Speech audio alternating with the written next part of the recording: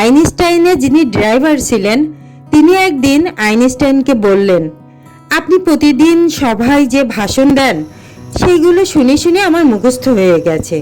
Einstein তো অবাক। উনি তখন বললেন, বেশ, তাহলে পরের মিটিংয়ে যেখানে যাব তারা আমাকে চেনেন না, তুমি আমার হয়ে ভাষণ দিও আর আমি ড্রাইভার হয়ে বসে থাকবো। এরপরে সেই সভায় তো ড্রাইভার হুবহু আইনস্টাইনের ভাষায় ভাষণ গড়গড় করে বলে গেলেন। উপস্থিত বিজ্ঞজনেরা তুমুল করতালি দিলেন। এরপর তারা ড্রাইভারকে আইনস্টাইন ভেবে গাড়িতে পৌঁছে দিতে এলেন। সেই সময় একজন অধ্যাপক ড্রাইভারকে জিজ্ঞেস করলেন, স্যার, ওই আপেক্ষিকের সংজ্ঞাটা বললেন, আরেকবার সংক্ষেপে বুঝিয়ে দেবেন? আইনস্টাইন তো দেখলেন বিপদ, এবার তো ড্রাইভার ধরা পড়ে যাবে। কিন্তু তিনি ড্রাইভারের উত্তর শুনে তাজ্জব হয়ে গেলেন। ড্রাইভার উত্তর দিল, এই সহজ জিনিসটা আপনার মাথায় ঢোকেনি?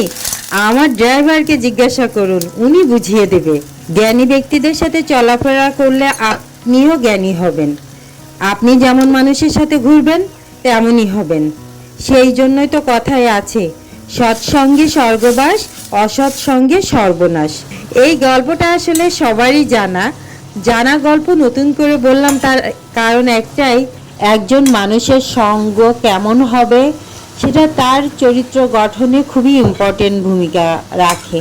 বাবা মারা তার সন্তানদেরকে স্কুলে পাঠান, কলেজে পাঠান, বিভিন্ন কর্মক্ষেত্রে পাঠান, কিন্তু সেই সন্তান যখন কাদের সাথে মিশছে, কার ধরনের মন মানসিকতার মানুষের সাথে মিশছে, সেটা আসলে খেয়াল রাখা বাবা মার পক্ষে সম্ভব হয় না। কিন্তু দেখা যায় যে একটা ভালো ভদ্র ঘরের সন্তান সে অনেক সময় নষ্ট হয়ে যায় শুধুমাত্র সঙ্গ দোষে। সেজন্য সঙ্গটা খুবই মানুষের চরিত্র গঠনে, তার আচার ব্যবহার পরিবর্তনে খুবই প্রভাব ফেলে সঙ্গটা।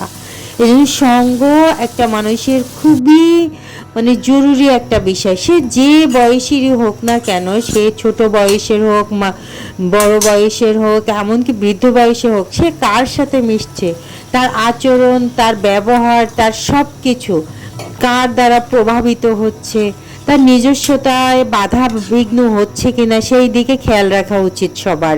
আমি আসলে ফেসবুকে রান্নার ভিডিও খুব কম দেই, তো আমার বাবার বাড়ি থেকে আমার ভাই চিংড়ি মাছ পাঠিয়েছিল, তো সেটা আমি নিজ হাতে রান্না করলাম।